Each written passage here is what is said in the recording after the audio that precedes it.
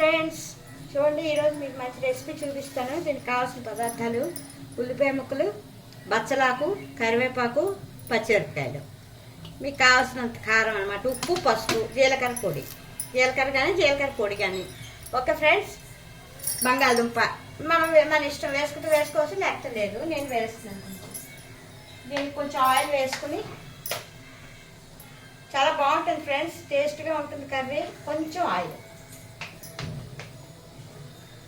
ఆ తర్వాత ఇందులోనేమో ఇక ఆనియన్స్, ఉల్లిపాయ ముక్కలు. ఈజీగా అయిపోతుంది, ఫాస్ట్గా ఉడికిపోతుంది ఫ్రెండ్స్. ఇది హెల్త్కి కూడా చాలా మంచిది. బచ్చలాకు ఇప్పుడు సీజన్ కదా, దొరుకుతున్నారు బాగానే. కందా బచ్చలి, బచ్చలాకు ఫ్రై ఏవైనా చేసుకుంటే చాలా బాగుంటుంది. దీనికి అల్లం వెల్లుల్లి పేస్ట్ మీకు కావాలంటే, లేకపోతే లేదు.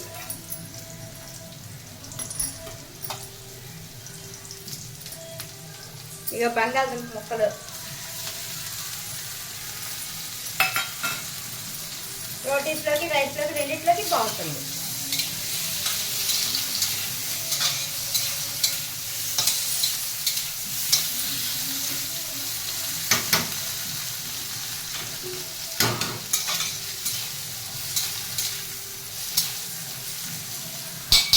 కొంచెం వేగిపోయిన తర్వాత ఇందులో కొంచెం పసుపు, ఉప్పు వేసి తగినంత.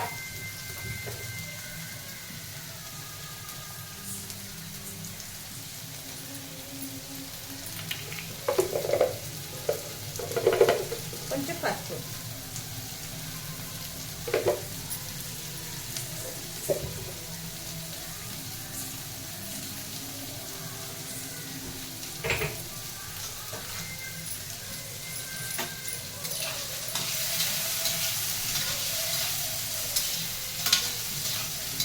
మరీ ఎక్కువ వేగక్కర్లేదు ఫ్రెండ్స్. ఈ ఉల్లిపాయలు కొంచెం వేగేయి అని మనకు అనిపిస్తే చాలు. ఇందులోనేమో అల్లం వెల్లుల్లి పేస్ట్ ఒక స్పూను,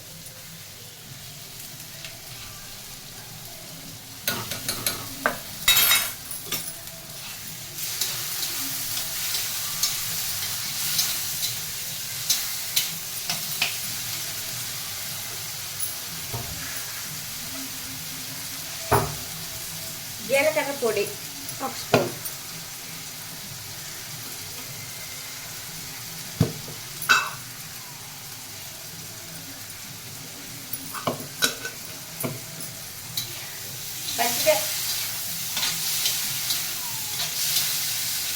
వేగిపోయి ఇప్పుడు ఇందులో పచ్చిమిరపకాయలు,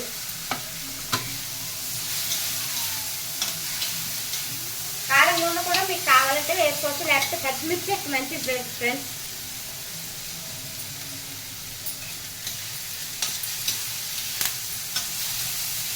ఇదిలా ఈ ఆకుకూరలో ఉన్న వాటర్తోనే మగ్గిపోతుంది, మరి వాటర్ వేసుకోవచ్చు.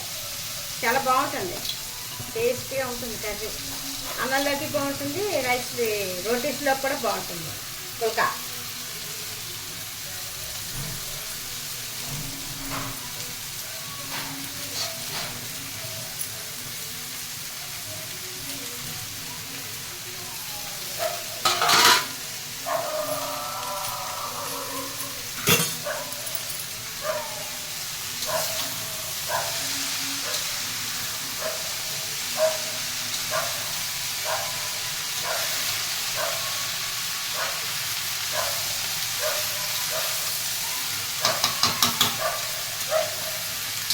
దగ్గరికి మూత పెట్టేస్తే మగ్గిపోతుంది.